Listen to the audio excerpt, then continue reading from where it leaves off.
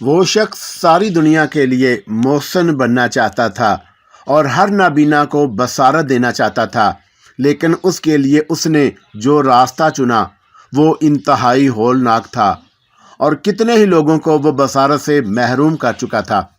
سب سے پہلے اس نے اپنی آنکھوں کی قربانی دی اور پھر ہر شخص سے زبردستی ایسی ہی قربانی لینے پر تل گیا۔ وہ آنکھوں کے علاج میں انقلاب برپا کرنا چاہتا تھا، لیکن تجربے کے لیے اسے آنکھوں کی ضرورت بھی تھی۔ السلام علیکم دوستو، میں جانتا تھا کہ فیصلہ کیا ہوگا۔ میں نے جرم کیا تھا اور اس کا اعتراف بھی کر لیا۔ کئی افراد قتل ہوئے تھے میرے ہاتھوں اور میں نے یہ بات عدالت کے سامنے تسلیم کی تھی۔ پھر کیا گنجائش رہ جاتی تھی کہ میرے ساتھ رعایت ہو؟ پتہ نہیں عدالت اس سلسلے میں پس و پیش کیوں کر رہی تھی۔ بہرحال خون کا بدلہ خون ہوگا۔ ہاں، زندگی کے کچھ لمحات باقی تھے، سانسیں پوری ہو رہی تھی۔ میں جانتا تھا کہ اس کے بعد کیا ہوگا، لیکن میں نہیں جانتا تھا کہ کوئی کچھ نہیں جانتا۔ قانون قدرت میں لچک نہیں۔ انسان آخری فیصلہ کرنے پر قادر نہیں ہے، ہرگز نہیں ہے۔ جیل کی راتیں پرسکون تو نہیں ہوتی، یہ تو اپنا خیال ہے جسے کوئی بھی نام دے دیا جائے۔ ایسے ہی بے سکون رات تھی کہ اچانک کان پھاڑ دینے والے 2 دھماکے ہوئے، ایسے خوفناک دھماکے کہ جو اعصاب کو شل کر دیتے ہیں۔ پھر ایک شور، بے پناہ شور۔ جیل توڑ دی گئی تھی، قیدی بھاگ رہے تھے، گولیاں چل رہی تھی، سائرن بج رہے تھے، قیدی ایک دوسرے کو نکل جانے کی ترغیب دے رہے تھے۔ بے خدا میں خود فرار نہیں ہوا تھا۔ کسی نے میرا ہاتھ پکڑا اور میں ٹھوکریں کھاتا دوڑ پڑا، اور اس کے بعد جو کچھ ہوا تھا عالم سحر میں ہوا۔ نہ جانے کیسے کیسے مراحل طے کیے میں نے، لیکن صرف اعضاء ساتھ دے رہے تھے، ذہن سے کوئی تعلق نہیں تھا۔ جس شخص نے میرا ہاتھ پکڑا تھا، میں ٹھیک اس کی کی صورت بھی میں نے نہیں دیکھی تھی اور اس وقت پر بھی غور نہیں کیا تھا جب وہ ایک گھر کی 4 دیواری کود کر اندر داخل ہوا، اور اس وقت بھی ہم دونوں نے لباس تبدیل کر کے شریف شہریوں کا حلیہ اختیار کر لیا تھا۔ ریلوے اسٹیشن پر روشنی تھی، میں نے اس کا چہرہ دیکھا اور میرا منہ حیرت سے کھل گیا۔ چہرے کے جھاڑ جھنکار بتاتے تھے کہ وہ کافی عمر رسیدہ ہے، لیکن اس کی آنکھوں کی جگہ 2 گہرے گڑھے تھے، ناممکن، ناقابل یقین، اور اس کی اب تک کی حرکات آنکھوں والوں سے مختلف نہیں تھی، جبکہ وہ میں متحیر رہ گیا تھا۔ پھر اس نے کہا، اب سے تھوڑی دیر کے بعد شہر سے باہر جانے والے تمام راستے بند کر دیے جائیں گے تاکہ مفرور قیدی فرار نہ ہو سکیں، اس لیے فوراً ٹرین میں سوار ہو جانا چاہیے۔ میں نے اس سے اختلاف نہیں کیا تھا اور چند لمحوں کے بعد ہمارا سفر جاری ہو گیا۔ میرے ساتھ چلنا پسند کرو گے؟ بوڑھے نے پوچھا۔ کہاں؟ میری بستی، خیال پور ہے اس کا نام۔ مجھے اعتراض نہیں۔ کیا نام ہے تمہارا؟ ویسے ہم صرف نام کی حد تک آشنا ہوں گے۔ کیا نام ہے تمہارا؟ نادر خان، میں نے جواب دیا۔ میرا نام شہباز خان ہے، بس شہباز ہے، نہ کچھ آگے نہ پیچھے۔ تم پیدائشی اندھے ہو؟ میں نے پوچھا۔ یہ سوال مجھ پر بری طرح مسلط تھا۔ نہیں، بوڑھے نے عجیب سے لہجے میں کہا، پھر ایک ٹھنڈی سانس لے کر بولا، چند سال پہلے میرے چہرے پر 2 روشن آنکھیں تھیں، پھر یہ آنکھیں دشمنی کا شکار ہو گئیں۔ میرے دشمن نے میری دونوں آنکھیں نکال لیں۔ اوہو، کون تھا وہ؟ تھا نہیں، تھی اور ہے۔ بوڑھے کے لہجے میں بے پناہ نفرت تھی۔ کیا دشمنی تھی اس سے؟ ابھی نہیں بتاؤں گا دوست، اس کے لیے کچھ انتظار کرو۔ اچھا، تمہاری مرضی، لیکن ایک بات پر مجھے حیرت ہے، وہ یہ کہ تم کسی طور پر اندھے نہیں معلوم ہوتے۔ تمہاری تمام تر حرکات آنکھوں والوں کی سی ہے۔ جیل کی تاریک 4 دیواری میں تم نے جس انداز میں راستہ تلاش کیا تھا، وہ میرے لیے بڑا حیرت انگیز بات تھی۔ ہاں، انسان جب کسی حص سے محروم ہو جاتا ہے تو اس حص کی کمی دوسری چند خصوصیات پوری کر دیتی ہیں۔ میرے ذہن میں میری آنکھیں ہیں، میرے کان میری آنکھیں ہیں، میری کان ضرورت سے زیادہ حساس ہیں۔ میں ہوا کی سرسراہٹ سے بہت سی باتوں کا پتہ چلا لیتا ہوں۔ میں قدموں کی چاپ سے انسان کی پوری شخصیت پہچان لیتا ہوں۔ اور بھی بہت سی خصوصیات ہیں جو آہستہ آہستہ تم پر کھل جائیں گی، انتظار کرو۔ ٹھیک ہے، میں نے گہری سانس لے کر کہا، اور پھر راستے بھر میں بوڑھے شہباز کی پر اسرار شخصیت کا جائزہ لیتا رہا۔ میرے ذہن کی چولیں ہل گئی تھی، ہر قدم پر یہ شخص نمودار ہوتا تھا۔ بہرحال وہ پہاڑی اسٹیشن جس کا نام خیال پور تھا آ گیا۔ میں نے تو اس وقت تک اسٹیشن کا بورڈ بھی نہیں دیکھا تھا، لیکن بوڑھا شہباز اس وقت اونگ رہا تھا اور اچانک وہ اونگتے اونگتے چونک پڑا۔ اس نے چہرہ اٹھا کر فضا میں کچھ سونگا اور پھر مجھے ٹٹولنے لگا۔ کیا تم سو رہے ہو نادر؟ اگر سو رہے ہو تو جاگو، ہماری منزل آ گئی ہے۔ میں جاگ رہا ہوں شہباز، لیکن تم نے یہ کیسے اندازہ لگایا کہ آنے والا اسٹیشن خیال پور ہے؟ اور میری اس بات پر بوڑھے کے ہونٹوں پر مسکراہٹ پھیل گئی۔ یہ نہ پوچھو، یہ سب کچھ نہ پوچھو۔ اپنی زمین کی خوشبو روئے روئے میں بسی ہوتی ہے، بشرطے کہ تمہارے دل میں وطن کی سچی محبت ہو۔ یہ ہوائیں مجھے میری سرزمین کی آمد کا پیغام دے رہی ہیں، اس نے جواب دیا، اور در حقیقت آنے والا اسٹیشن خیال پور ہی تھا۔ ہم دونوں ٹرین سے نیچے اتر گئے۔ بوڑھا اسی انداز میں آگے بڑھ رہا تھا کہ جیسے سارے راستے اس کے جانے پہچانے ہوں۔ میں اس کا ساتھ دے رہا تھا۔ اسٹیشن سے نکل کر ہم بستی میں داخل ہو گئے۔ اچھی خاصی پکی آبادی تھی، جھٹ پٹے کا وقت تھا، سورج ڈوبنے کے قریب تھا، زندگی کی گہما گہمی ماند نہیں پڑی تھی، لوگ اپنے کاموں میں مصروف تھے۔ بوڑھا شہباز چلتے چلتے رک جاتا اور پھر چلنے لگتا۔ ایک جگہ رک کر اس نے کہا، اپنے بائیں طرف دیکھو نادر، کیا تمہیں سرخ رنگ کا ایک مینار نظر آ رہا ہے؟ ہاں، مینار موجود ہے، میں نے بائیں سمت دیکھتے ہوئے کہا۔ اندازاً کتنے فاصلے پر ہوگا؟ تقریباً 100 گز پر۔ بوڑھے نے گردن ہلائی اور 25-30 قدم چلنے کے بعد وہ دائیں سمت مڑ گیا، اور اس طرف ایک پتلی سی گلی تھی۔ گلی کافی پتلی معلوم ہوتی تھی۔ گلی کے آخری سرے پر بستی کا آخری مکان تھا، اور اس کے بعد کھیتوں کا سلسلہ شروع ہو جاتا تھا جو حد نگاہ پھیلا ہوا تھا، اور ہم کھیتوں کے درمیان ایک پگڈنڈی پر ہو لیے۔ بوڑھا شہباز خاموشی سے آگے بڑھتا جا رہا تھا۔ اس کے چہرے پر عجیب سے تاثرات تھے۔ سورج ڈوب گیا، اب کھیتوں میں تاریکی کی دبیز چادر پھیلتی جا رہی تھی۔ چلتے چلتے میں تنگ آ گیا۔ تب میں نے بوڑھے سے کہا، تم نے کہا تھا کہ یہی بستی تمہاری بستی ہے؟ بوڑھا چونک پڑا۔ کیا کہا تم نے؟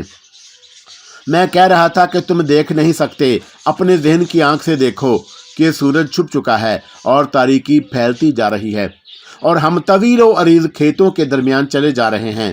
بستی کا آخری مکان بھی نگاہوں سے اجل ہو چکا ہے۔ آخر ہم کہاں جا رہے ہیں؟ اوہو، بس تھوڑی دور کھیتوں کے اختتام پر جنگلات کا سلسلہ شروع ہوگا، بس وہیں ہماری قیام گاہ ہوگی۔ جنگلوں میں؟ میں نے حیرت سے پوچھا۔ ہاں، میں کسی قدر تنہائی پسند بھی ہوں، اور پھر ایک طویل عرصے تک میں اپنی قیام گاہ سے دور رہا ہوں۔ بہرحال اب ہمیں زیادہ نہیں چلنا پڑے گا۔ کھیتوں کے اختتام تک پہنچتے پہنچتے رات ہو چکی تھی۔ جنگلات کا سلسلہ گہری تاریکی میں لپیٹ گیا تھا۔ مجھے تو تھوڑے فاصلے کی چیز بھی نظر نہیں آ رہی تھی، لیکن سماعت کی بینائی سے مرکا شہباز اس وقت حیرت انگیز ثابت ہو رہا تھا۔ وہ اچھی خاصی رفتار سے چل رہا تھا، اور اس نے میرا ہاتھ پکڑا ہوا تھا، اور سچ مچ میں اس عمارت کو نہیں دیکھ سکا جس کے دروازے پر اس نے مجھے لا کھڑا کیا۔ پتہ تو اس وقت چلا جب دروازہ کھولنے کی آواز سنائی دی۔ ایسا ہی محسوس ہوا تھا جیسے کسی پرانی عمارت کا طویل عرصے سے بند دروازہ کھلا ہو۔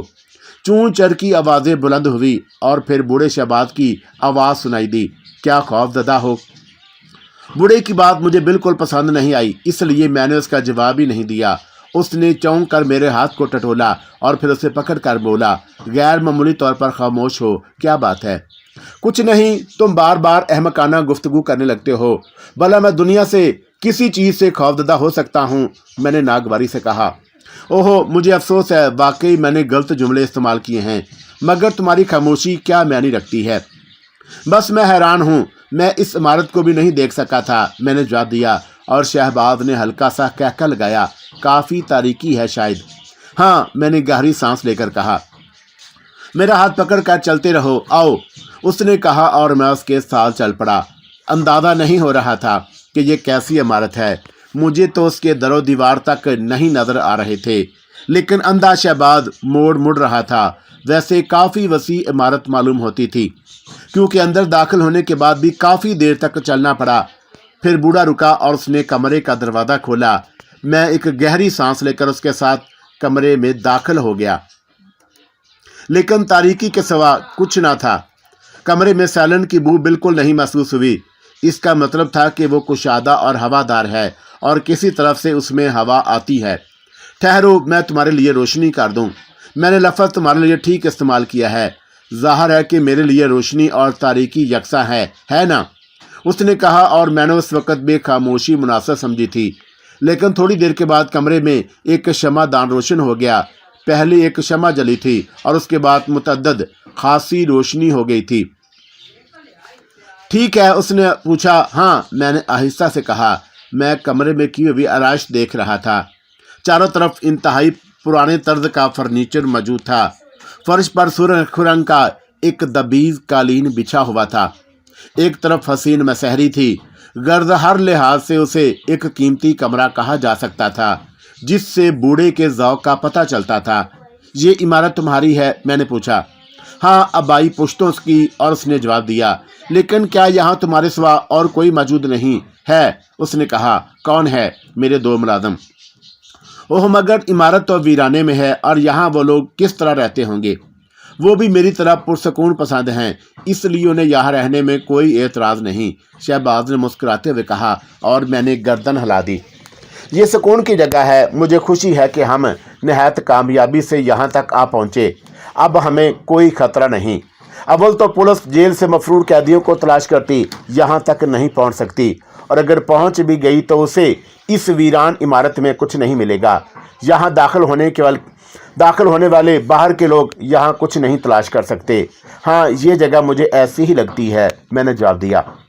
تم بھوکے ہوگے، میں تمہارے لیے کھانے کا بندوبست کرتا ہوں۔ مجھے بے حد مسرت ہے کہ تم بے جگر انسان ہو اور خوف زدہ ہونے والوں میں سے نہیں۔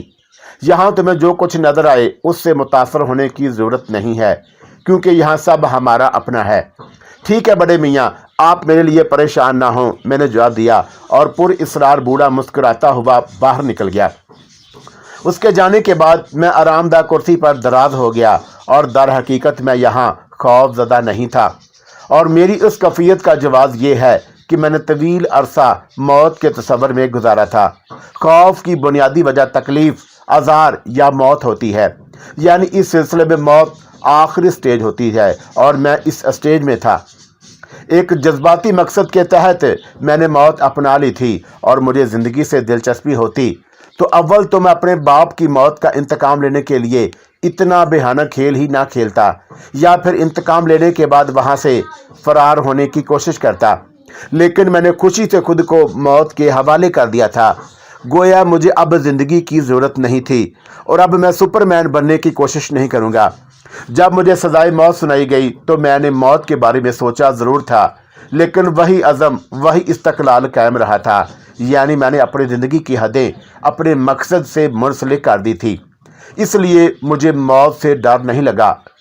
نہ جانے اس بوڑھے کی باتوں نے کیوں اس قدر مجھے جلد متاثر کر لیا، اور اب زندگی کی طرف آ کر بھی میں پشیمان نہیں تھا، بلکہ اب تو مجھے زندگی سے دلچسپی محسوس ہونے لگی۔ لیکن میں عام انسانوں سے زیادہ بے جگر تھا۔ میں اس ماحول سے قطعی خوف زدہ نہیں تھا، ہاں اس کے بارے میں سوچ ضرور رہا تھا، اور اس سوچ کی وجہ قدرتی تھی۔ بوڑھا بے حد پر اصرار تھا، وہ آنکھوں سے اندھا تھا، مگر اس کی آنکھیں موجود ہوتی اور صرف بینائی کھو جانے کی بات کرتا تو شاید ذہن تسلیم نہ کرتا۔ میں سوچتا کہ وہ جھوٹ بول رہا ہے، لیکن آنکھوں کی جگہ 2 غار اس کی سچائی کا ثبوت تھے، اور پھر اس کی بے پناہ صلاحیت جو شاید آنکھوں والوں کو بھی نصیب نہیں تھی۔ حیرت انگیز بات تھی۔ پھر اس عمارت کا ماحول، لیکن وہ مجھے یہاں لایا کیوں ہے، اور اب اس عمارت میں آ کر میں کیا کروں گا؟ نہ جانے ان کی اس سوچوں میں کس قدر وقت ہو گیا۔ پھر دروازے پر ہلکی سی آہٹ سن کر ہی میں چونکا تھا۔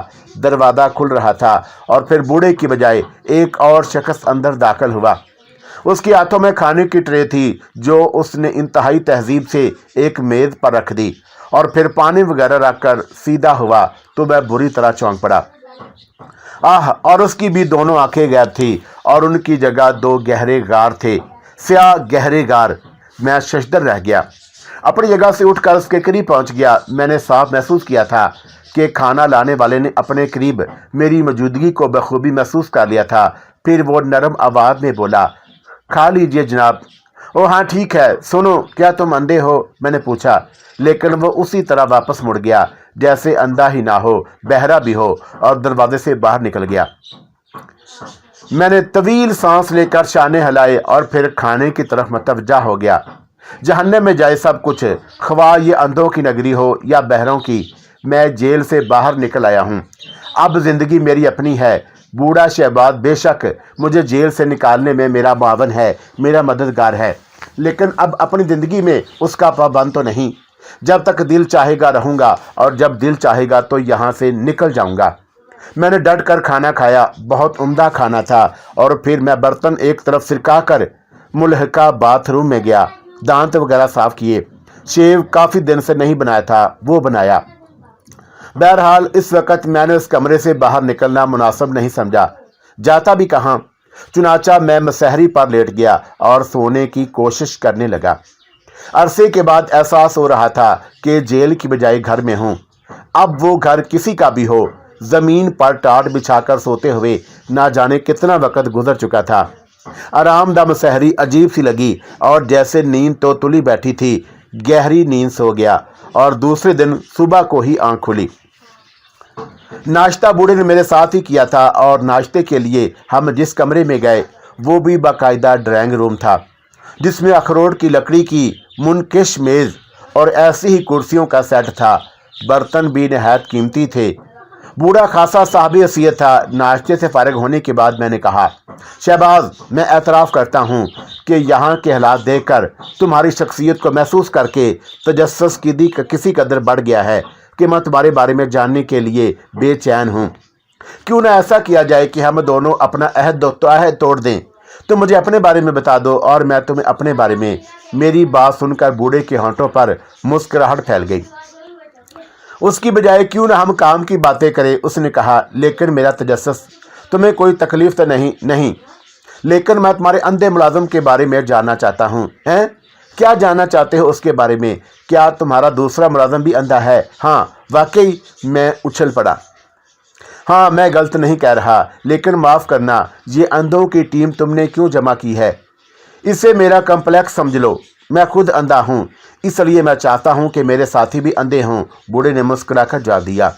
लेकिन तुम खसूसी हसीयत के मालिक हो। क्या ये मुलाजिम भी तुम्हारी तरह है? हाँ, ये पूरी इमारत की निगरानी करते हैं, बावर्ची खाने में खाना पकाते हैं, कमरों की सफाई करते हैं। कोई ऐसा काम नहीं जो ना कर सकें। लेकिन फिर वही सवाल पैदा होता है कि आखिर ऐसा क्यों है? और तुम कह चुके हो कि तुम पैदाशी अंधे नहीं हो। हाँ, मैंने गलत नहीं कहा। खैर छोड़ो इन बातों को, आओ मैं तुम्हें ये इमारत दिखाऊं। नाश्ते की मेज़ से बूढ़ा उठ गया और उसने मेरा ये सवाल भी तशन्ना छोड़ दिया था। मैं उसके साथ उठ गया और फिर उसने मुझे ये खंडर नुमा इमारत दिखाई। दर हकीकत ताहद निगाह वीरान जंगलों के अलावा कुछ न था। उस खंडर की मौजूदगी भी हैरत अंगेज थी। न जाने आबादी से दूर ये इमारत किस लिए बनाई गई थी। बूढ़ा मुझे एक एक जगह के बारे में बताता रहा और फिर वापस अपने कमरे में आ गया। बैठो, उसने तवील सांस लेकर खुद भी बैठते हुए कहा, और मैं कुर्सी पर बैठ गया। मैं गहरी निगाहों से उसका जायजा ले रहा था और बूढ़ा किसी सोच में गुम था। काफ़ी देर खामोशी से गुजर गई। मेरा ख्याल है कि तुम खसूसी तौर पर मुझे अपने बारे में बताना नहीं चाहते। नहीं, ऐसी कोई बात नहीं। मैं तुम्हें बहुत जल्द अपने बारे में सब कुछ बता दूंगा, बहुत जल्द, उसने पुरख्याल अंदाज में कहा। और मैं खामोश होकर कुछ सोचने लगा। मैं सोच रहा था कि अगर वो अपने बारे में छुपाना चाहता है तो मुझे भी इतना कुरीदना नहीं चाहिए। मेरा क्या है, जब दिल चाहेगा यहाँ से चला जाऊँगा। किसी की मजाल है कि मुझे रोक सके। और उसके बाद मैंने उस बूढ़े से कोई बात नहीं की। वो भी थोड़ी देर खामोश रहा और फिर एक गहरी सांस लेकर उठते हुए कहा, अच्छा तुम आराम करो, मैं चलता हूँ। और हाँ, जहन में किसी वसवसे को जगह देने की ज़रूरत नहीं है। मेरे साथ रहकर तुम्हें कोई तकलीफ नहीं होगी। तुम बिल्कुल फिक्र मत करो।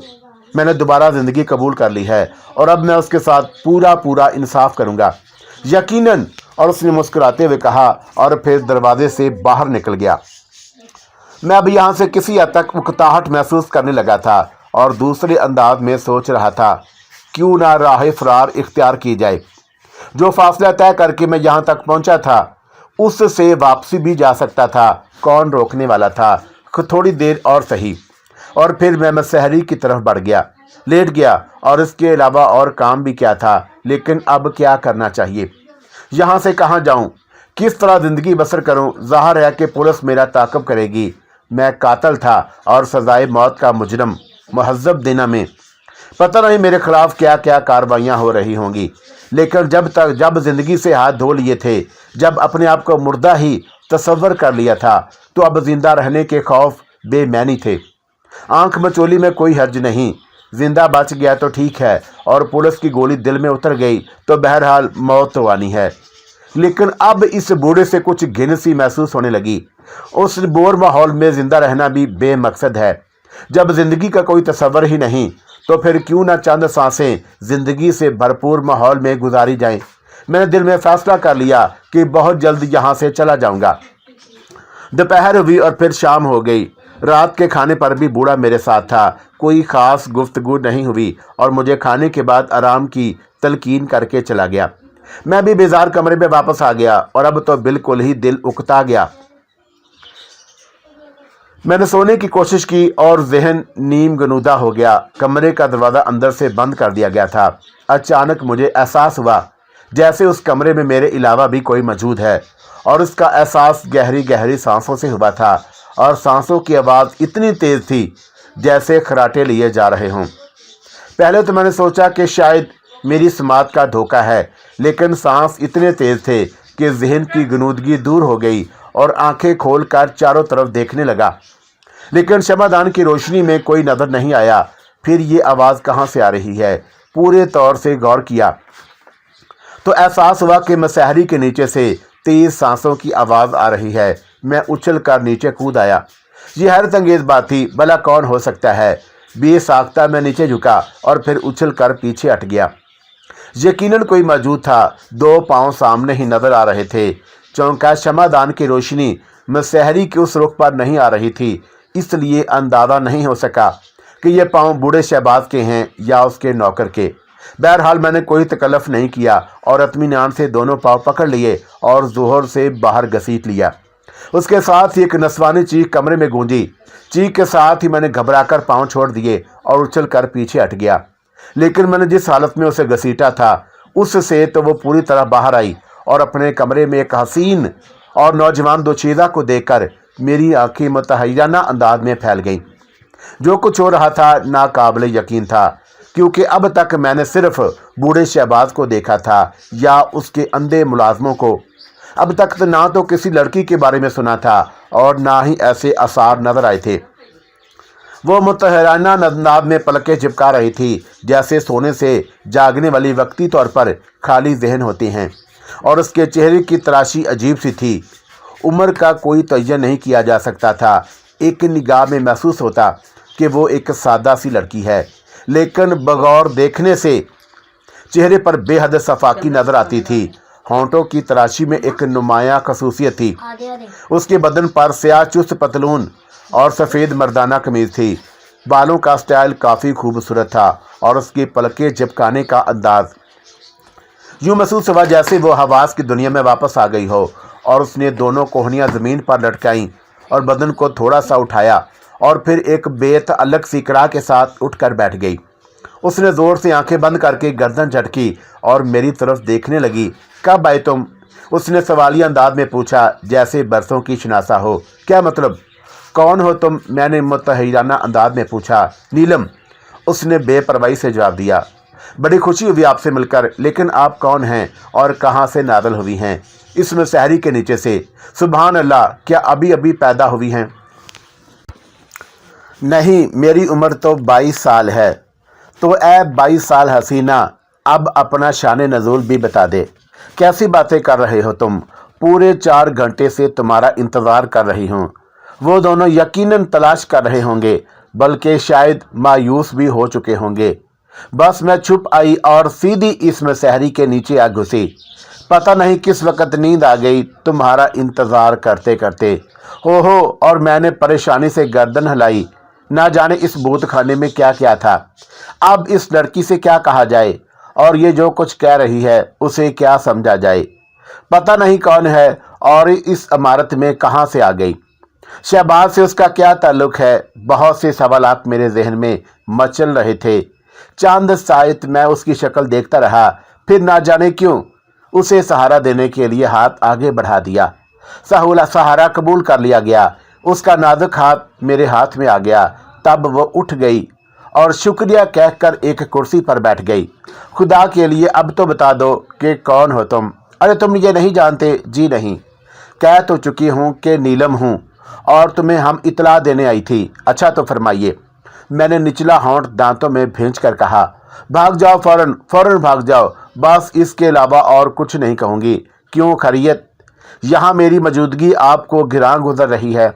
मैंने तंजिया अंदाज में पूछा। और अगर तुम नीलम हो तो नीलम होती क्या चीज़ है? बस बस रहने दो, मैं समझ गई। तुम मेरी बात को कोई अहमियत नहीं दे रहे, भुगतोगे खुद। मैंने दोस्ताना तौर पर तुम्हें बता दिया है और उसके लिए मैं तुम्हारा 4 घंटे से इंतज़ार कर रही थी। लड़की के अंदाज में एक अजीब सी कैफियत झलक रही थी, जैसे वो सही दिमाग ना हो। मैं गौर से उसे देखता रहा और फिर मैंने उसके करीब पहुंचकर कहा, शहबाज से तुम्हारा क्या रिश्ता है? मौत का रिश्ता है, मारे जाओगे तुम, कुत्ते की मौत। और फिर याद करोगे कि मैंने क्या कहा था, बस इससे ज़्यादा और कुछ नहीं। अरे मुझे तो ऐसा लग रहा है जैसे तुम्हारे लिए वक्त ज़ाया किए हो, वो झल्लाए हुए अंदाज में बोली। फिर कुर्सी से उठ खड़ी हुई। अरे नहीं नहीं, बैठो, तुम तो मुझे बहुत ही अच्छी लड़की महसूस हुई हो। मैंने आगे बढ़कर उसके दोनों शानों पर हाथ रख दिए और उसने एक झटके से शाने छुड़ा लिए। बोलो, जाओगे या नहीं? उसने पूछा। तुम यही रहती हो? हाँ। तब तो मुझे यहाँ से नहीं जाना चाहिए, मैंने मुस्कुराते हुए कहा। मैं कहती हूँ कि फजूल बातें मत करो। और अचानक उसके हलक से चीख निकल गई। दरवाज़ा बहुत ज़ोर से खुला था। सबसे आगे शहबाज और उसके पीछे दोनों मुलाजिम अंदर घुस आए।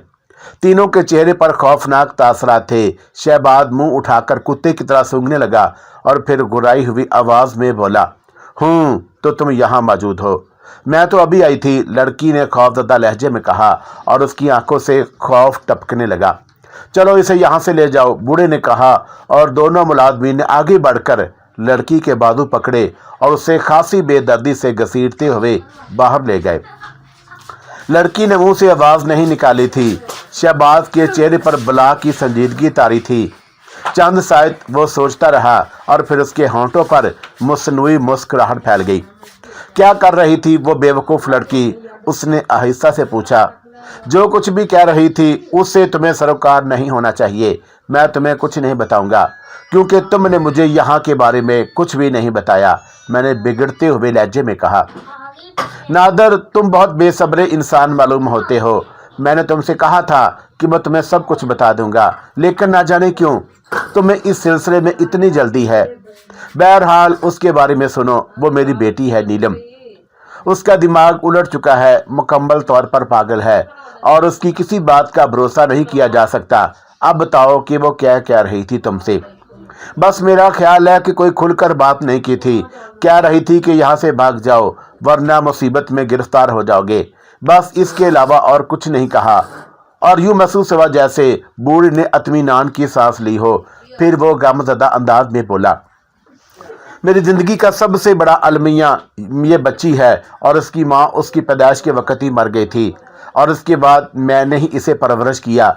बड़ी हिसास है, ज़रा ज़रा सी बात को दिल पर चिपका लेती है और यही बात इसकी ज़हनी इंतशार का बायस बनी।